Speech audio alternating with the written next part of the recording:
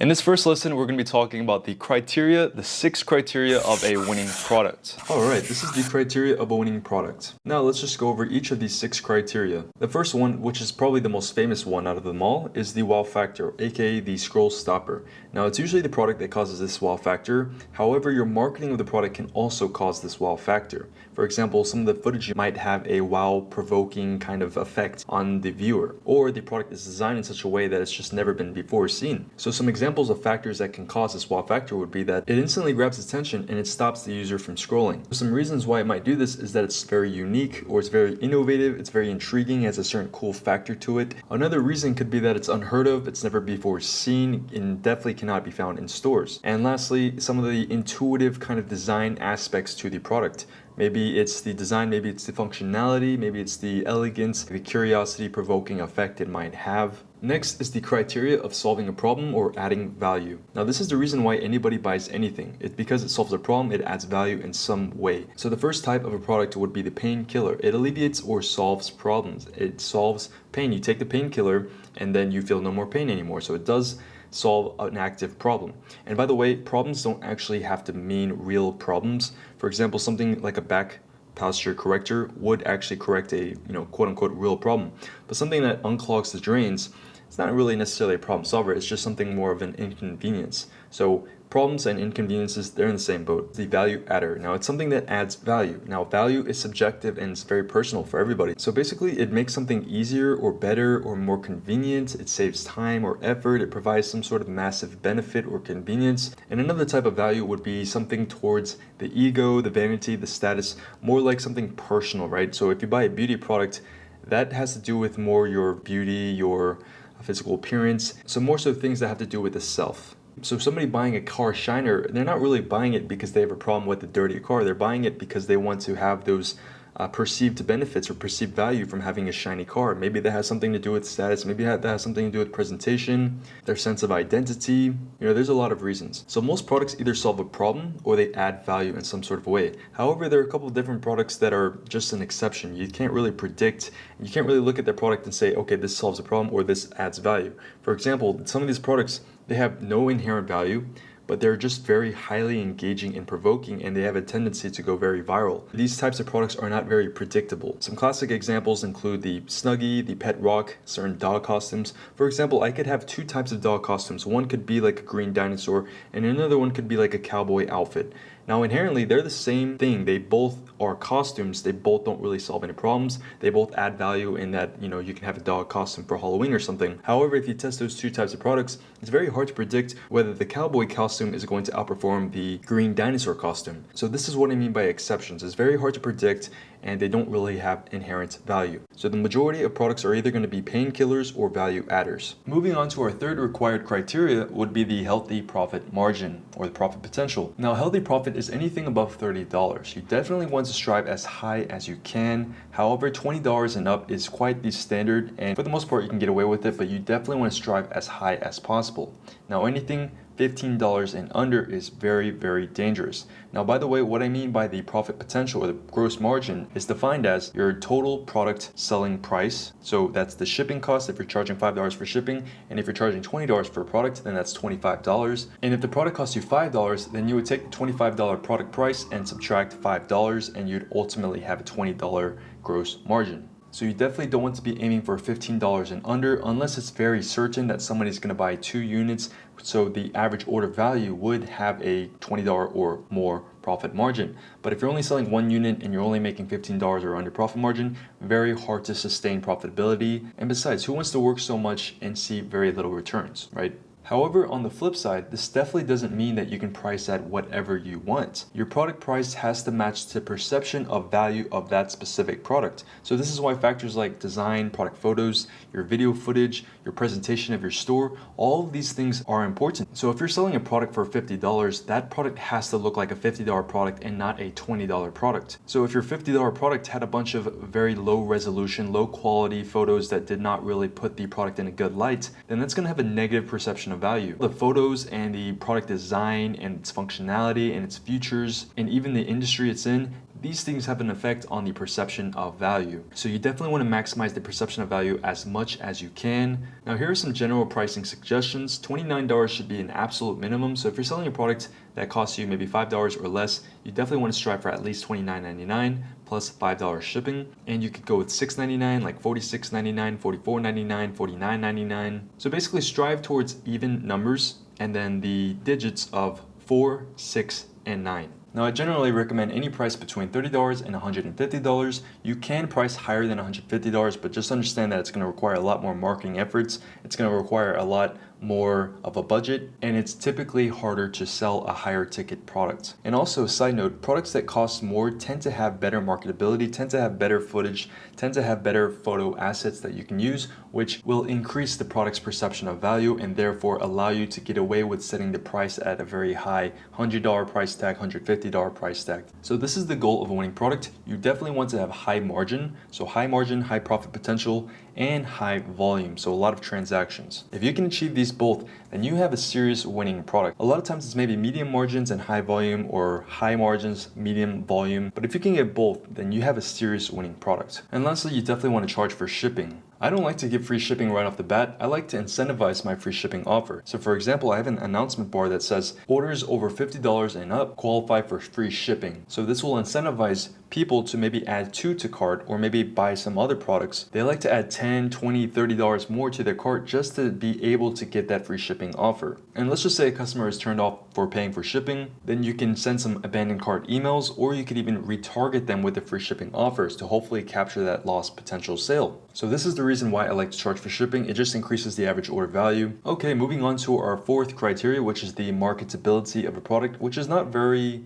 talked about a lot of times. You typically hear about the wow factor, you typically hear about value adding. You don't really hear people talk about marketability.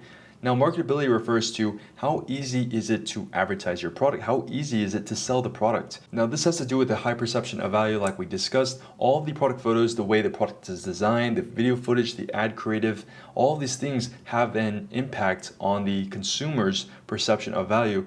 And this generally is known as marketability. How easily can you market something? Also, how easy is it to understand? Now, if you were trying to advertise a product that was very obscure, that was very complicated, nobody really understood what it was within a couple seconds, then people are not going to be exerting that mental cognition and that energy to try and understand a product that they're not even trying to buy. You know, you're interrupting them with an advertisement via social media, so that product should be very self-explanatory. It should be very simple and ideally a mass market product, which we're going to be going over in just a second. Customers should be able to look at the product and within a second or immediately they should be able to understand what that product is, why I like that product, why I want that product. You don't want a customer to have to think too much about why they want it. You want people to buy your product emotionally, not logically. Consumers like to buy with emotion and then rationalize with logic. So what I mean by that is a typical reaction of a product would be, oh, that's very cool, but I don't really need it.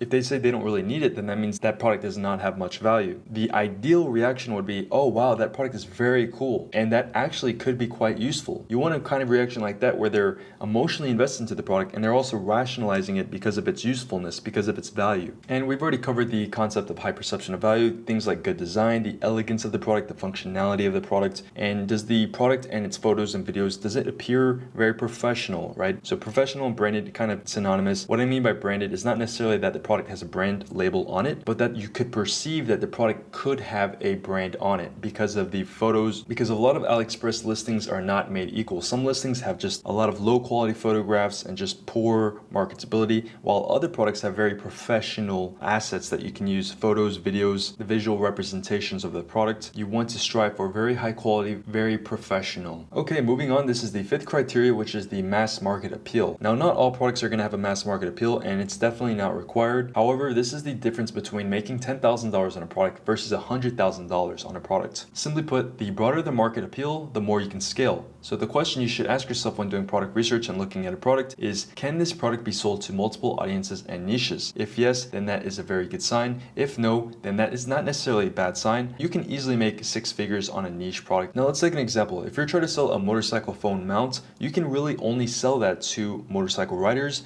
and the wives or friends of motorcycle motorcyclists. Anybody that's not in these audiences would not really have an affinity or really any relevance to buying a motorcycle phone mount. However, if you're trying to sell a pair of headphones, you can virtually sell that to anybody. You can sell that to gym goers, which is already very huge. You can sell it to commuters, people who ride the bus, people who travel a lot. You can sell it to gamers, which includes console gamers, mobile gamers, PC gamers. You could sell it to entrepreneurs, people who go to the office, people who are in college. You can sell it to parents, which is just a ginormous audience. You get the idea. You could sell it to a lot more people. Now, this does not necessarily mean to avoid niche products. It's just simply something to consider. The more people that you can sell it to, most likely the more money you will make. And lastly, let's talk about timing. Now, this is something that I hear nobody talking about. However, it's relevant in almost every single product that you're going to test and all of the advertisements that you're going to launch. Now, if you look to the right, we have this chart called the diffusion of innovation theory. You can look at this chart and each section represents the dropshipping competition. You have the innovators, which are basically people testing untapped products that have never really been tested before. And then you have the early adopters, people that are hopping on these products immediately and very soon. Then you have the early and late majority, which is basically the majority of the competition of a product. And then you have the laggards that are testing products that are way too saturated and they're simply very late. So an innovator would introduce a untapped product to the market, and the early adopters would come, and then the early majority and late majority would come. Now, something that's interesting is a lot of times old products are actually recycled. So in a way, it goes through the cycle and then repeats itself. So the first time a product is ever tested and scaled would be at the very front of this chart. And then it would go through its natural cycle. And after the competition has slowly died off for the product is eventually forgotten about. And then you would have an innovator reintroduce that product to the market,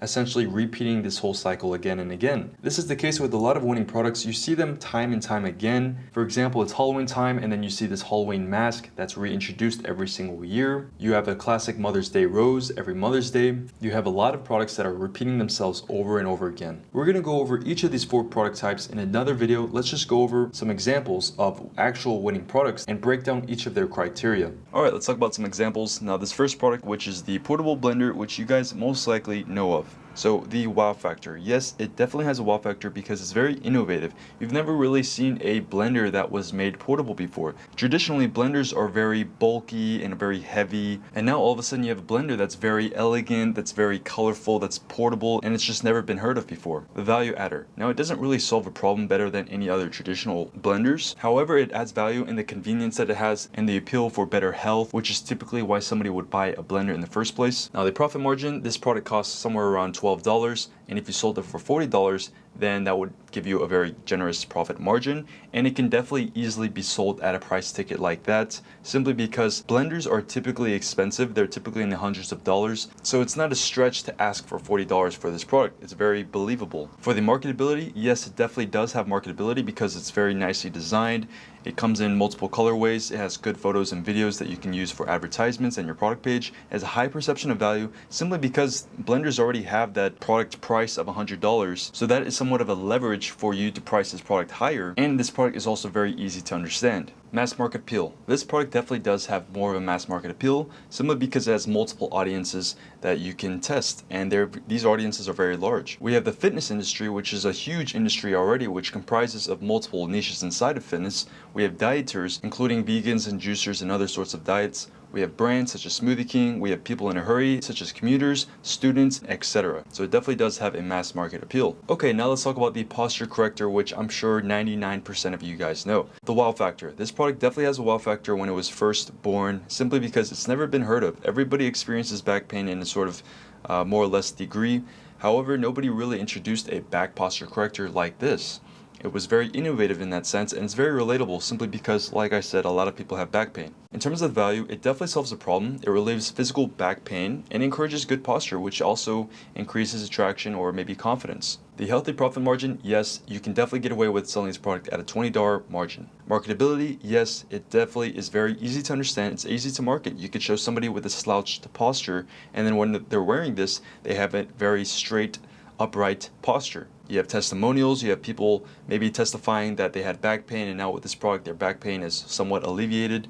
It's very easy to market. The mass market appeal, it's very huge. Now you have basically everybody has back pain. I mean, I'm telling you, most people have back pain. It's the gamers, and which is already a huge industry itself. You have the mobile gamers, you have the PC gamers, you have the console gamers, you have office workers or entrepreneurs or other occupations that require sitting down for long hours at a time. We have the parents or the older demographic. We have the commuters, travelers. We have people who are into yoga or fitness. We have chiropractor related interests and more. Last but not least, let's talk about the USB mosquito killer. Now the wow factor, it definitely has a wow factor simply because the alternative to a mosquito killer would be that hanging mosquito tape that just looks very unattractive. And the wow factor in this product is not necessarily the design. The product innately doesn't really have that wow factor. However, if you were to see the footage of this product, that would trigger the wow factor. For example, the footage available for this product shows this product capturing hundreds and hundreds of mosquitoes overnight. If a user were to see that footage and they currently have a mosquito problem in their house, that is the wow factor. They're going to say, wow, this product is that effective, it works that much. That is more or less a reaction they might have. So in this case, the video advertisement would show off that wow factor. And also a side note, a product like this, you would definitely benefit from having a video advertisement over an image advertisement. An image for this product would not really sell as much as the dramatic video footage of, hundreds of dead mosquitoes being captured by this product. Now let's talk about the value. It's definitely self-explanatory. It solves the mosquito problem, which is an annoyance as well as a health hazard. Then we have the profit margin, and this product as well, you have a very healthy profit margin. You can easily sell this product for $40, even $50. The marketability, yes, this product definitely has good marketability. It has good modern design with multiple colorways. It's good photos and videos. High perception of value simply because this is a home appliance. This is a technological product, and it's very easy to understand. And not only that, like we said, the footage is very, very wow factor triggering. So this product definitely has great marketability. Mass market appeal, I would say this product has not the biggest mass market, but it definitely has a very, very large market. So you have homeowners, basically anybody that owns a home or apartment. We have parents, we have people who do not like mosquitoes, we have people who do not like pests, people who don't like cockroaches or rats. You can imagine that they would also not like mosquitoes, people who purchase insecticides, etc. And this product, it would definitely benefit within some seasons. For example, the summertime, this product would not really be so relevant during the wintertime. And that is it.